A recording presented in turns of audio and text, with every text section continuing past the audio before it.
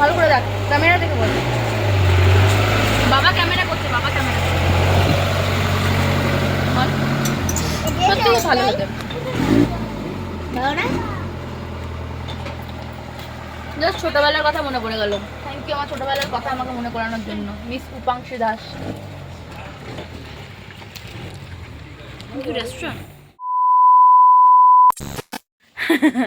আমরা site scene করে ফিরে এসেছি আমাদের আবার হোমস্টেতেই।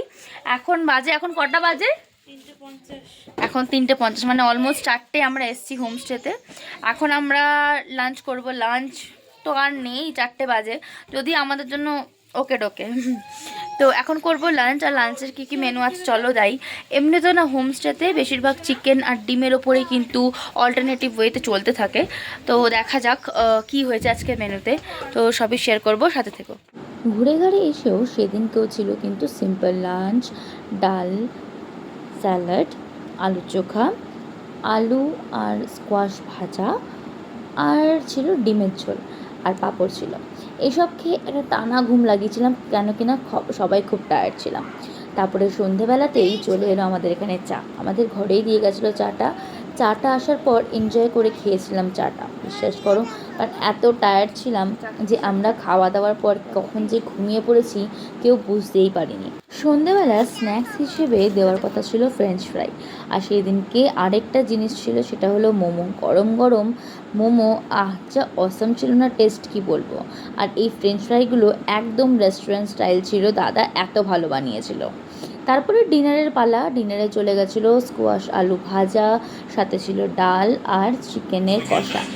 খাবার দাবার কিন্তু নো ডাউট প্রতিটা খাবারই খুব ভালো ছিল, সিম্পল, তেল কম, খুবই সুন্দর। এই হলো ঝাল ঝাল চিকেন কষা, আমাদের তো বেশ ভালোই লেগেছে।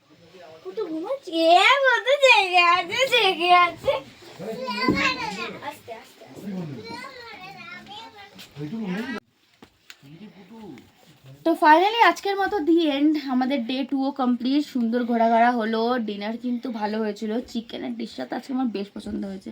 ডাল আলু ভাজাও বেশ ভালো হয়েছিল, বাট এখানকার আলু ভাজা আমাদের বাড়িতে যেমনি আলু ভাজা আমরা নর্মালি খেয়ে অভ্যস্ত, সেখান থেকে একটু ডিফারেন্ট। বিকজ এখানকার আলু ভাজাতে একটু ফোড়ন দিয়ে বা একটু ধনে পাতা দিয়ে মিক্স করার বা পেঁয়াজ দেওয়ার একটা প্রবণতা আছে।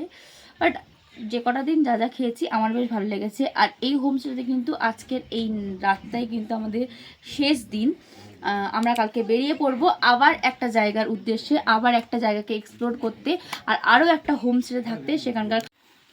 আমার মেয়েও খেয়েছে। আর আজকে আমাদের সন্ধ্যেবেলার কিন্তু মেনু ছিল মোমো, যেটা মাম দিদি আর মিনময়দার সুদূর কোথা থেকে এনেছে আমরা জানি না, কিন্তু এনেছে, বাট খুব ভালো ছিল। ওরাই জানে সেটা ওরা কোথা থেকে এনেছে, আমরা কেউ যাইনি। ওরা দুজনে দেবাদেবীতে দুজনে মিলে স্কুটিতে করে গিয়ে সবার জন্য মোমো নিয়ে এসছে। তো থ্যাঙ্কস টু দেম। আর মোমোগুলো কিন্তু সত্যি খুব ভালো ছিল, জুসি ছিল।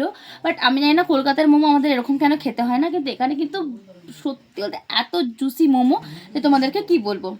By the way, good night সবাইকে। আর আজকের মতো দিনটা এন্ড হলো, ব্লগটা এখানেই শেষ করছি। আবার নেক্সট ব্লগে দেখা হচ্ছে নতুন দিন আর নতুন রাস্তা, সাথে নতুন এক্সপিরিয়েন্স। তো এখনকার মতো টাটা। ভিডিওটা ভালো লেগে থাকলে অবশ্যই like, share, subscribe for more such videos.